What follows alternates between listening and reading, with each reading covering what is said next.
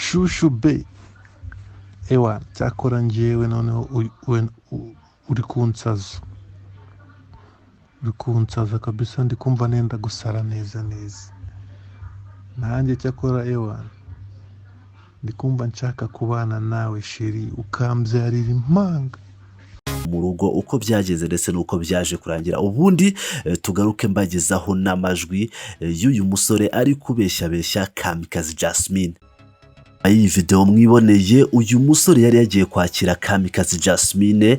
Uyu musore yitwa ari ryo zina azwiho cyane hano mu gihugu cy'u Rwanda, ndetse baje no gusohora save the date y'ubukwe bwagombaga kuba ku itariki 22 z'ukwezi kwa munani uyu mwaka wa 2021. Gusa ubwo bukwe ntibwabaye kuko uyu musore yaramuhemukiye, amwiba buri kamwe kose, aramucucura kugeza aho umukobwa ajya no kuvugana nabi wabo muri Leta Zunze Ubumwe za Amerika yatiye telefone. Gusa mbere yuko dukomeza kuri iyi nkuru, reka mbanze bagezeho amajwi uyu musore yanare ari gutera injuga Kamikazi amubeshya ibintu bitandukanye. Reka tubanze twumve yanare amwohereza amaudio kuri WhatsApp. Hey baby, my love, my wife, rukundo rwanjye, munezero wanjye, ndagukunda cyane n'umutima wanjye wose, kandi ntabwo nzatuma ubabarana, nubwo nzatuma wicuza umwanya wawe wose wampaye, sibyo?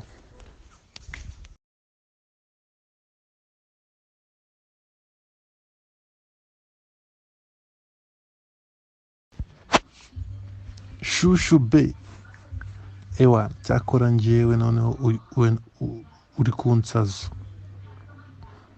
kunsaza kabisa, ndi kumva nenda gusara neza nanjye cyakora ewa ndi kumva nshaka kubana nawe sheri ukambyarira impanga.